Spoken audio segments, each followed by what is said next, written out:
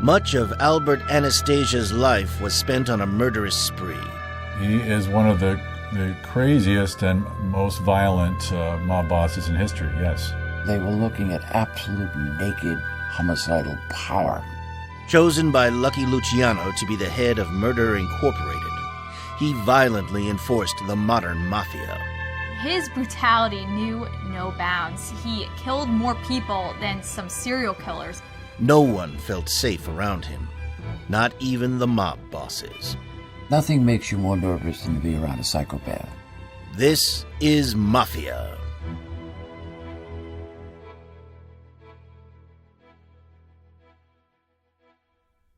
Albert Anastasia was born in Italy in 1902, one of 12 siblings. As so many before him, he came to the U.S. with absolutely nothing. Ernest Volkman is the author of Gangbusters, The Destruction of America's Last Mafia Dynasty. Albert's real name is Umberto Anastasio, which is where he was born. Absolute poverty in Italy. Dropped out of school around the 4th grade. And he and his 2 brothers worked as deckhands on tramp steamers all over the world. Miserable, miserable work. And occasionally they would visit Brooklyn. And he looked out and he saw people actually working on the dock, which was in sharp contrast to Italy, where nobody seemed to have a job. And he decided that was for him. So he simply jumped ship along with his 2 brothers, and he went to work on the docks, like just about every other poor Italian immigrant who arrived there in the great waves of immigrants in the early part of the century. In Albert's case, he landed, I think, in 1915, and he joined somewhere several 100,000 immigrants who had also fled the poverty of Italy. Anastasia quickly discovered that life on the Brooklyn docks was no fairy tale. He reminded a lot of people of a bull. He was kind of short but very stocky, very, very muscular. And if you have that kind of physique, it's just about ideal to work in the docks. In those days, it's very important to understand, working on the docks was not something you wanted to do. It was dirty, heavy, back-breaking work. In the summertime, in the days before container ships are unloaded by hand. And if you were a dock worker, you went down in the holds where it might be 130 degrees. The Brooklyn docks were a dangerous place for another reason. It was the battleground for control between Irish and Italian gangs. The struggle between the Italians and the Irish for control of the waterfront was war, and I mean war. You saw men that walked around with the bailing hooks. These were the big hooks they used to lift cargo, and they carried them on their belts. And a lot of personal arguments were settled by bailing hooks. And you could see a lot of men walking around with big scars on their faces where somebody had lit into them with a bailing hook. Author Nathan Ward wrote Dark Harbor about the war on the New York waterfront. The docks in the days when Anastasia first reached them were a deadly place and practically lawless because no one would testify, and the big rivalries were over who was going to be the new hiring boss. That was the prize job. In one dock in what was called Irish Town, underneath the Brooklyn Bridge, there were 12 unsolved murders of hiring bosses in 10 years. In no time, Anastasia established himself as a feared figure in the violent arena of the docks.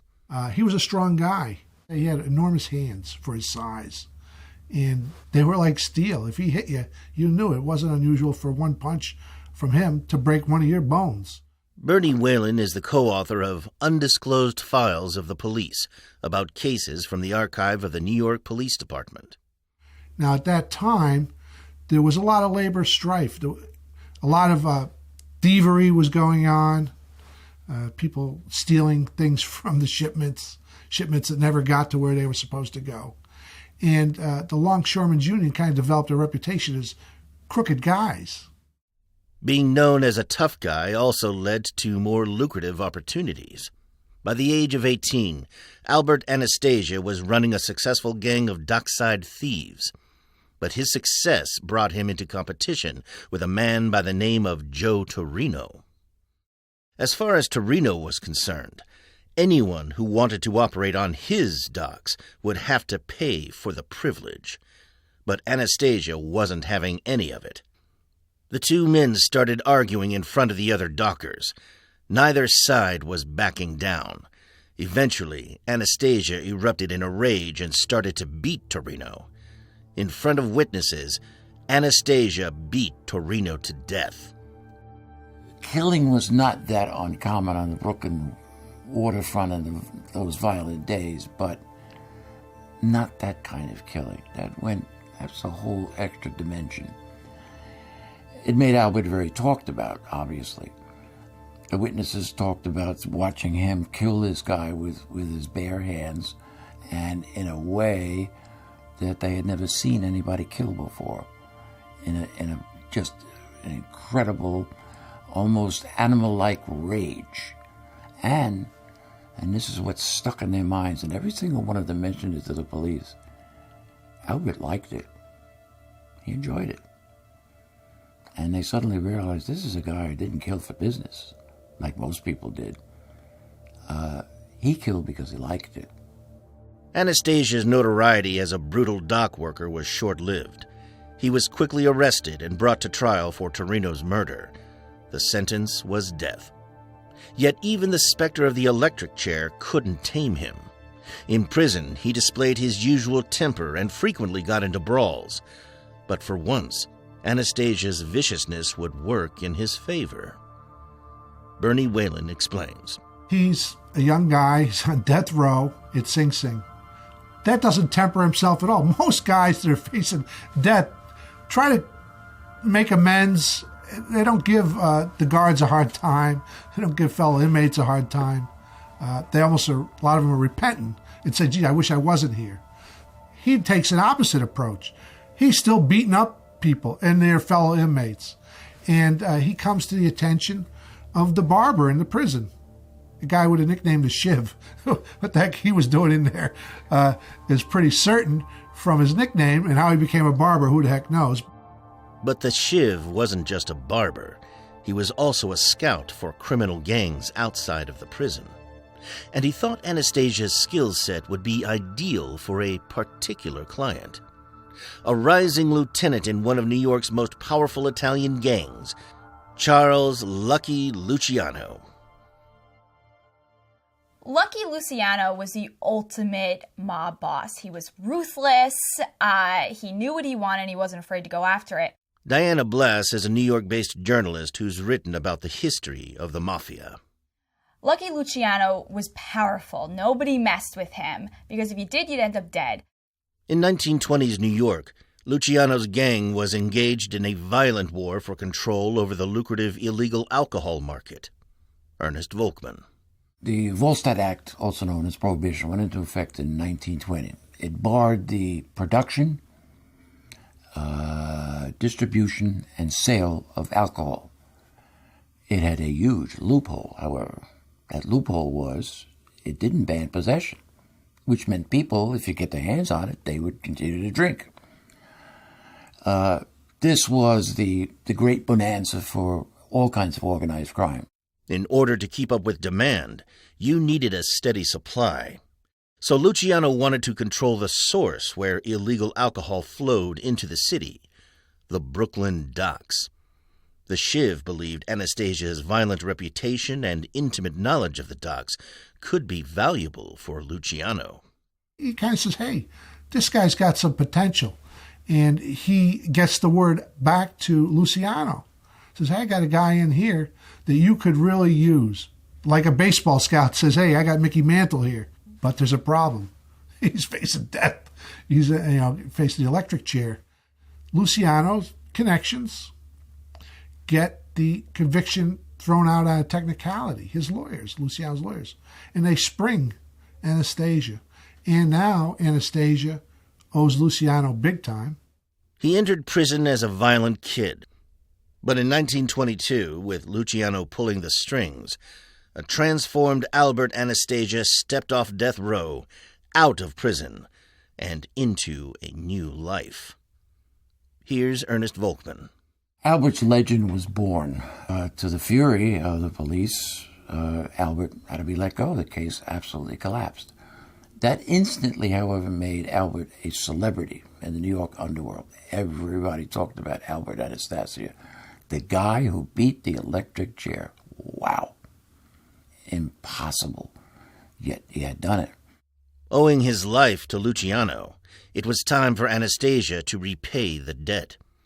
Fresh out of Sing Sing, he was sent to the front line in the Italian and Irish booze war, the Brooklyn docks. And in no time at all, Anastasia was proving his worth for the Italians. He was a very valuable soldier, and as everybody discovered very quickly, he's a psychopath. He'd kill you at the drop of a hat. If somebody said to him, go kill this guy, he'd say, okay. And he would kill him without any remorse whatsoever. Soon the Italians were securing control of the waterfront, and with it, the illegal booze trade in New York. All with the help of Albert Anastasia. With prohibition in full swing, criminal gangs were making millions. But Luciano saw a problem. The racket of bootlegging was based on ethnic divisions, with each group in a violent struggle to maintain its share of the business. Author of American Gangsters, Nate Hendley. So you've got this almost military-like conflict, which is just unprecedented and completely sort of, freaking people out. With bodies littering the streets, the gang wars were becoming a scandal, drawing attention from the police and hitting profits. In the end, it was bad for business. Luciano envisioned a better way. We're going to cooperate. I don't care that he's Jewish. He doesn't care if I'm Italian. Guess what? See this dollar bill here? Okay, does that look Jewish or Italian to you? We sit down, we organize on a business-like basis, we assign territories. Everybody is going to get well. There's plenty here for everybody. To regulate this, Luciano came up with the idea of what was called the Commission. And this was simply the heads of the 24 major Mafia organizations in the United States who would sit down and arbitrate disputes, would make sure that everything was divided equally as it was supposed to, that no person was above the organization. Everything would be done strictly on a business-like basis. But not all the bosses saw things Luciano's way. Prohibition underscored and highlighted a major problem with crime, organized crime. And there was a generational split. And the split was between the old-time bosses who were still prisoners of the old ways, particularly Sicilians, who were very, very clannish, had never gone 20 miles from their home, did not trust anybody except other Sicilians, and even they had suspicions about.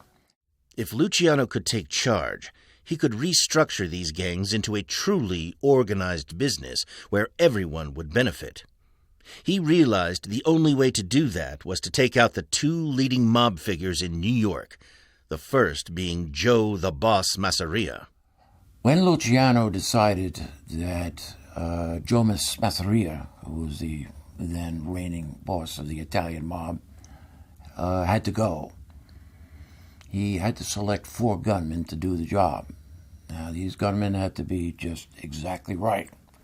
And one of them he selected was Albert Anastasia.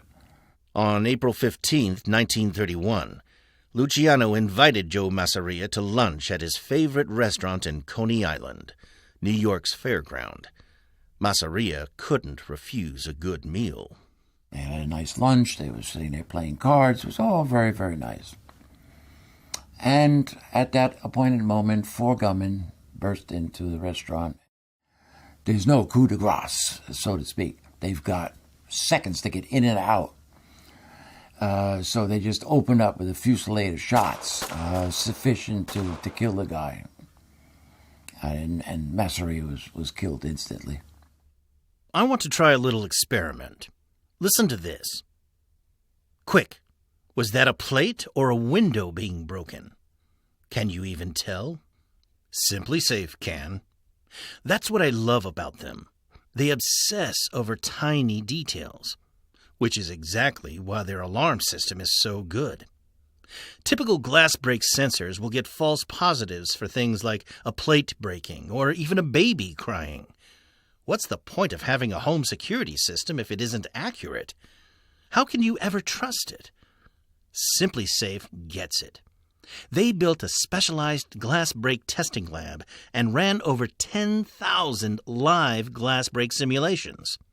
Now their detection tech is so refined, it can tell the difference between a plate breaking and a window, which, in terms of your safety, is a really big deal. This is the level of commitment Simply Safe puts into everything. The whole system is beautifully designed, but you'll never have to think about it. It's that easy and intuitive. And there's no contract, which means they're willing to work to earn your business. 24/7 monitoring with police and fire dispatch is just $15 a month. It's the best around-the-clock protection you can find. This is my favorite part. Order your Simply Safe security system today at simplysafe.com/mafia. And Simply Safe will also donate one to a family in need. That's simplysafe.com/mafia. simplysafe.com/mafia. Anastasia, leading the hit squad, made sure the job was done properly, and Luciano knew he'd found the perfect hitman. 6 months later, the plan was complete when Luciano had remaining boss Sal Maranzano brutally murdered. He could now build a perfect criminal organization. First, he divided the 5 boroughs of New York to be run by 5 crime families, who, along with heads from Buffalo and Chicago, met as the Commission. What they did was take the old Sicilian Mafia idea and meld it with American business methods. That's really what the new Mafia was all about. It would be a nationwide combine run strictly as a business enterprise. The business would be crime. Basically what they did was take an average American corporation, the way it's run, with a board of directors, vice presidents, executives, etc., and they simply copied that and made it into the overseer of organized crime. And an amazing structure, which lasted for many years. Selwyn Rabb is the author of 5 Families. When Lucky Luciano established the modern Mafia in 1931, he realized even though they were going to work on sort of a business profile, business organization, they would try to do everything in an organized, regulated way. Killing still had to be done. Luciano also understood that they'd need a special division to enforce the newly created rules. It would become known as Murder Incorporated. He decided we needed a group of professional hitmen who could carry out whatever killings had to be done. And Luciano needed just the right person to run it. So who did he choose? None other than his favorite killer, Albert Anastasia. Albert Anastasia was the perfect model. Within the Mafia, Anastasia was recognized as a ruthless, unflinching killer. And that was why he got the two nicknames. One of them was the Mad Hatter, saying he was crazy, and if he wanted to kill somebody, there was no way you could stop him. And the other one was Lord High Executioner. And the idea was he had no compunction about killing anybody. So with orders from the Commission, all future murders would be conducted by these professional killers. Hits were no longer personal vendettas, they were business. Luciano imposed strict rules that oversaw how Anastasia and Murder Incorporated were to operate. One of the chief rules that the commission established was, thou shalt not kill a boss. That's a no-no. That's to protect them all, obviously, from underlings suddenly killing them in the name of ambition. It's a no-no. You just don't do it. You don't kill civilians. And the reason for that, it's not a moral issue, is that it just brings too much heat and it's pointless. It's not good for business. You don't kill ordinary citizens unless they've done something wrong. Here's Nate Hindley. This was not because the mob was squeamish or were pacifists, but there was sort of an unwritten rule that you don't kill policemen, journalists, judges, politicians, and prosecutors because of the intense reaction that those assassinations would cause. If you killed, for example, a police officer, all of that police officer's buddies, even if they were in the pay of a mobster, would be guaranteed to crack down like crazy. With these rules in mind, Anastasia was now set to kill whoever Luciano told him to. Gangsters like Luciano, he can't get involved in murder. He can give an order, but he personally can't do it. That's Bernie Whalen, author of Undisclosed Files of the Police. In the old days, the guy would do it himself. Now, they're going to have someone else do their dirty work. From their office above the Midnight Rose candy store in Brooklyn, Luciano's vision of multinational cooperation started in earnest as the Italian Anastasia, along with Louis Lepke Buchalter, who was Jewish, worked to carry out sanctioned murders. Anastasia turns out to be the perfect person for this job. He's the go-between. Luciano's an Italian guy. Anastasia's an Italian guy. But Lepke, he's a Jewish guy. And he's running this organization. If you saw Burkhalter, he was a thin guy, nothing to really think of as a bad guy, but he apparently really was. So Luciano gives orders to Anastasia, who then works hand in hand with Lepke in carrying out these assignments. Together they hand-picked a team of Jewish and Italian hitmen, a lethal and effective combination. And the theory by using Jewish killers often was this, is that somebody would finger whoever had to be marked for death, and they would send over a Jewish hitman. And the idea was if the suspect or the victim was Italian, he wouldn't suspect somebody who didn't look Italian. So this was part of this entire apparatus. And Anastasia developed this to a fine craft, Murder Incorporated. The employees of Murder, Inc. were not only good at their jobs, but took pride in their work. Once again, here is author Nate Hendley. There were members of Murder Incorporated who were genuine sadists, that they genuinely enjoyed, torturing people in horrible ways and doing all sorts of awful things. Nothing was off limits for the Murder, Inc. workforce. They used guns, ice picks, knives, their bare fists, whatever got the job done. And Anastasia harnessed these brutal killers to professionalize murder wholesale. Hits were organized and efficient. Ernest Volkman.